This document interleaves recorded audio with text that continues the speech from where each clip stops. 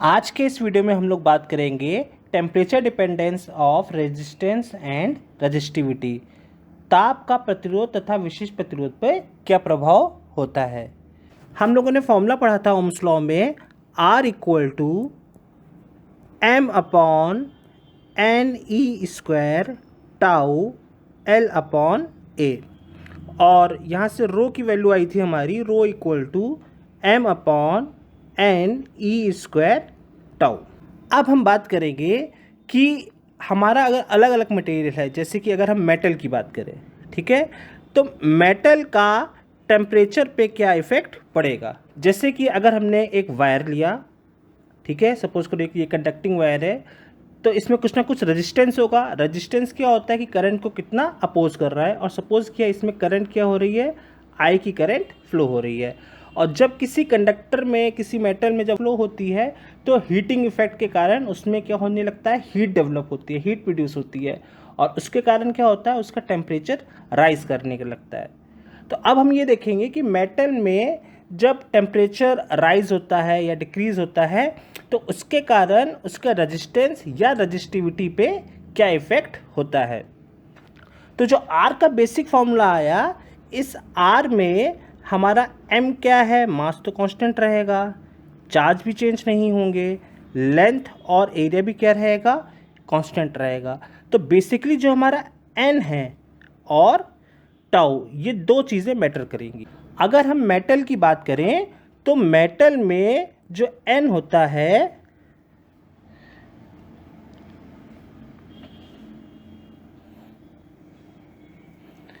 वह temperature rise करने पर कोई इफ़ेक्ट नहीं होता है। जैसे जैसे हम टेम्परेचर राइज करेंगे तो उसके टेम्परेचर राइज करने से जो मेटल के अंदर फ्री इलेक्ट्रॉन्स हैं उसके नंबर्स पे कोई भी इफ़ेक्ट नहीं पड़ता है।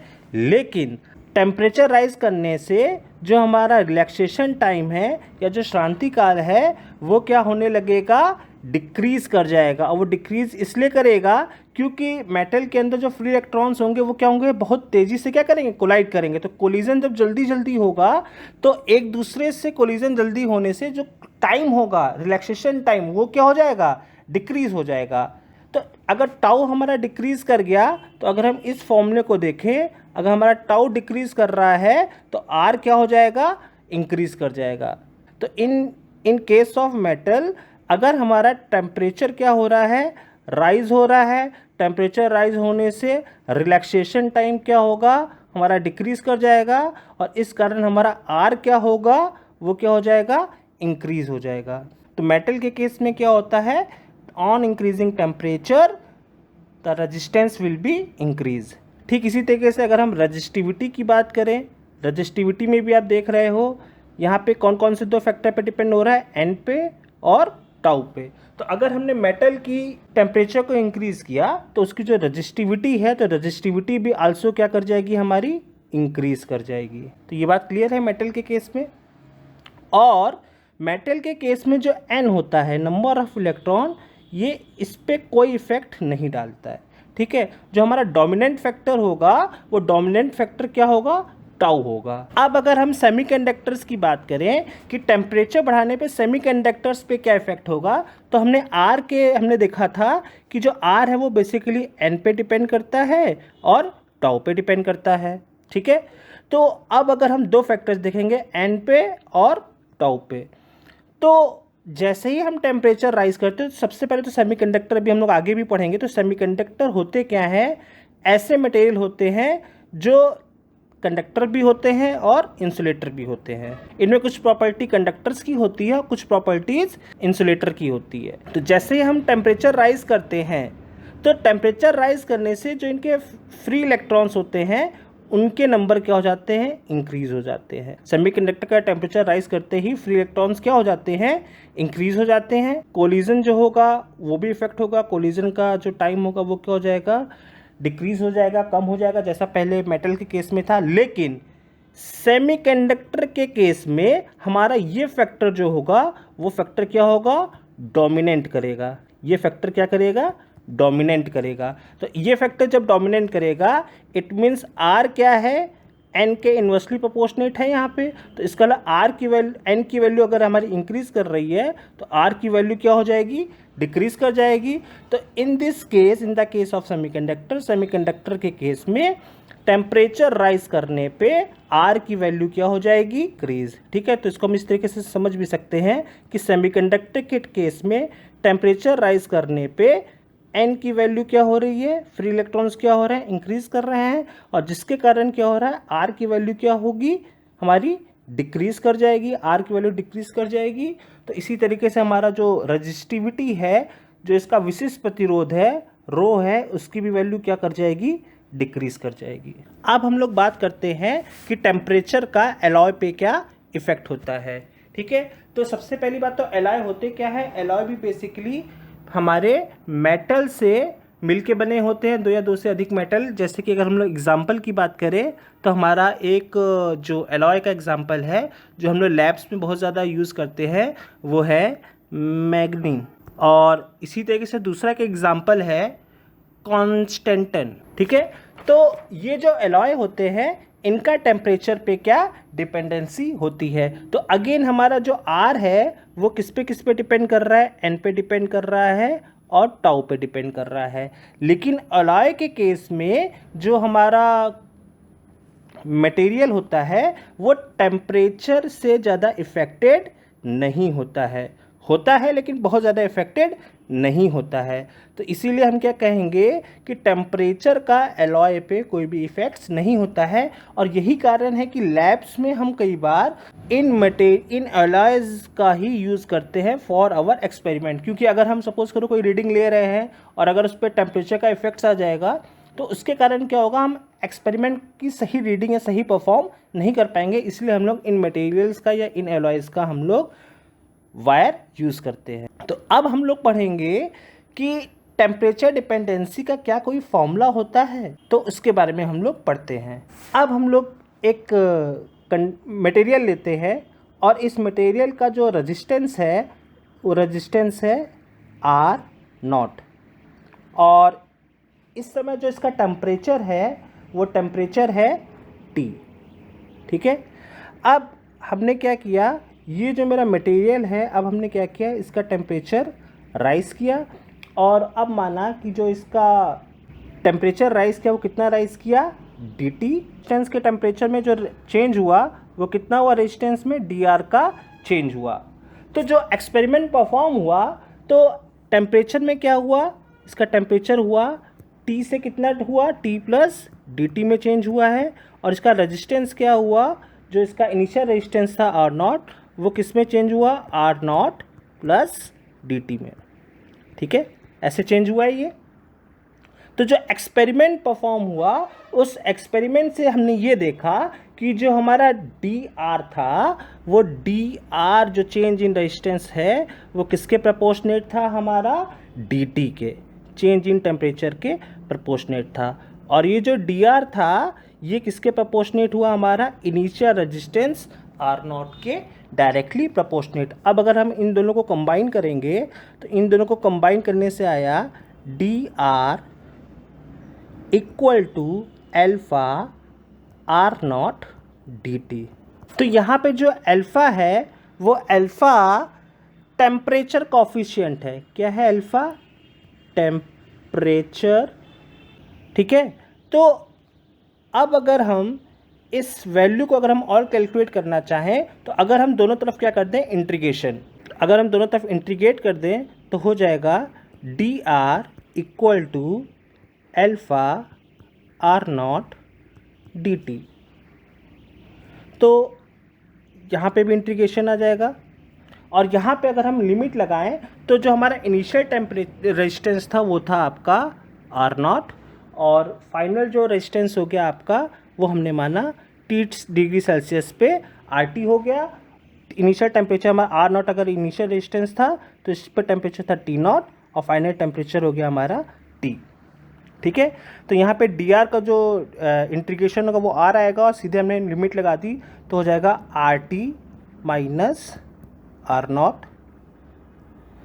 इक्वल टू अल्फ़ा जो है वो टेम्परेचर पे हमने माना है कि अल्फ़ा जो है वो टेम्परेचर पे डिपेंड नहीं कर रहा है, तो अल्फ़ा और आर नॉट हमारा कांस्टेंट हो जाएगा। अल्फ़ा और नॉट हमने बाहर निकाल लिया, अंदर बचेगा आपका dt का इंटीग्रेशन हो जाएगा t, तो that is t minus T naught हमने नोट कर लिया।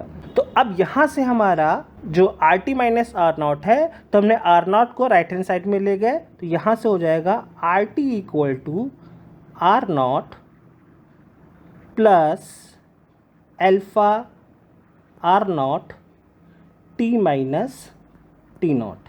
ठीक है, अब अगर हमने आर नॉट को भी कॉमन ले लिया तो हो जाएगा R T equal to R naught 1 plus alpha T minus T naught. ठीक है, this our required formula for temperature. ठीक है, टेम्परेचर का अल्फ़ा से रिलेशन का फॉर्मूला हो गया। अब इसी तरीके से अगर हम रजिस्टिविटी का अगर हम फॉर्मूला निकालना चाहते हैं तो आर टी इक्वल टू क्या होता है, आर टी की जगह हम लोग ये लिख सकते हैं, R T equal to rho T L upon A equal to rho naught L upon A 1 plus alpha T minus T naught. तो यहाँ से L upon A cancel out हो जाएगा, तो यहाँ से क्या हो जाएगा, rho T equal to rho naught 1 plus alpha T minus T naught. ठीक है, तो इस फॉर्मूले में जो रो टी है, रो टी बता रहा है टी डिग्री सेल्सियस पे इसकी रजिस्टिविटी, और रो नॉट क्या है 0 डिग्री सेल्सियस पे या इनिशियल केस में इसकी रजिस्टिविटी, और टी क्या है करस्पॉन्डिंग टेम्परेचर। ठीक है, तो ये बहुत ही इंपॉर्टेंट फॉर्मूला है, इस पर कई बार न्यूमेरिकल्स आते हैं, तो इसको ध्यान से देखिएगा। अभी हम लोगों ने जो फॉर्मूला पढ़ा है that is R T equal to R naught 1 plus alpha into delta T. मैंने क्या ले लिया है, जो temperature T minus T naught था उसको हमने डेल्टा टी ले लिया है। अगर हम मेटल की बात करें तो मेटल के केस में हमने पढ़ा है टेम्परेचर को राइज करने पे रेजिस्टेंस क्या हो जाता है, इंक्रीज कर जाता है। इट मीन्स क्या हो गया कि जो आर टी पे टेम्परेचर होगा वो क्या होगा, आर नॉट से बड़ा होगा। ठीक है, तो अगर हम इस फॉर्मूले को देखें तो इस फॉर्मूले में R T minus R naught equal to alpha R naught delta T हो जाएगा। ठीक है, तो इसका मतलब क्या हुआ, ये वैल्यू क्या होगी हमारी, एक पॉजिटिव वैल्यू होगी। तो यहाँ से ये बात क्लियर है कि अल्फ़ा क्या होगा, हमेशा पॉजिटिव होगा मेटल के केस में। ठीक है, तो मेटल के केस में क्या होगा, हमारा जो अल्फ़ा होगा वो एक पॉजिटिव वैल्यू देगा। अब ठीक इसी तरीके से अगर हम एक ग्राफ की बात करें कि मेटल के केस में अगर हमने रजिस्टिविटी और हमने टेम्परेचर के बीच में अगर हमने ग्राफ प्लॉट किया तो ये कुछ इस तरीके का ग्राफ आता है। ठीक है, ये कुछ इस तरीके का ग्राफ आएगा, मतलब थोड़ा सा स्क्वायर लॉ को फॉलो करते हुए बाद में क्या हो जाने लगता है, यहाँ पे स्ट्रेट होने लगता है। अब अगर हम लोग सेमीकंडक्टर की बात करते हैं तो सेमीकंडक्टर के केस में हमने पढ़ा था कि सेमीकंडक्टर में टेम्परेचर राइज करने पर रेजिस्टेंस क्या हो जाता है, घट जाता है।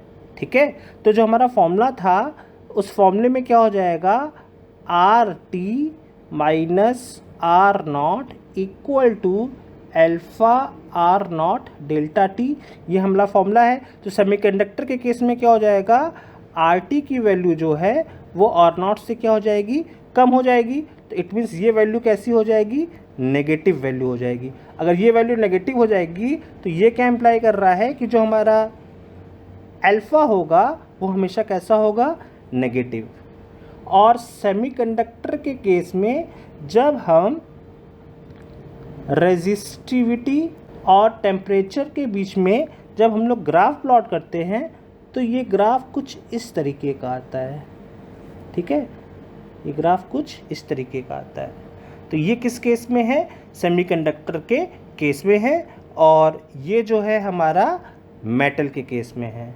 अब अगर हम एलॉय के केस में बात करें, ठीक है, तो एलॉय के केस में क्या किया था हमने, क्या बात की थी कि जो एलॉय के केस में टेम्परेचर का कोई इफ़ेक्ट नहीं होता है, ठीक है, मतलब कुछ तो इफ़ेक्ट होता है लेकिन बहुत ज़्यादा इफ़ेक्ट नहीं होता है। तो इस केस में जो हमारा रजिस्टिविटी और टेम्परेचर के बीच में अगर हम ग्राफ की बात करेंगे और जो हमारा फॉर्मूला था R T minus R naught equal to alpha R naught delta T, तो यहाँ पे लगभग R T minus R naught में कोई भी चेंज नहीं हुआ, तो ये नियर अबाउट ज़ीरो होगा।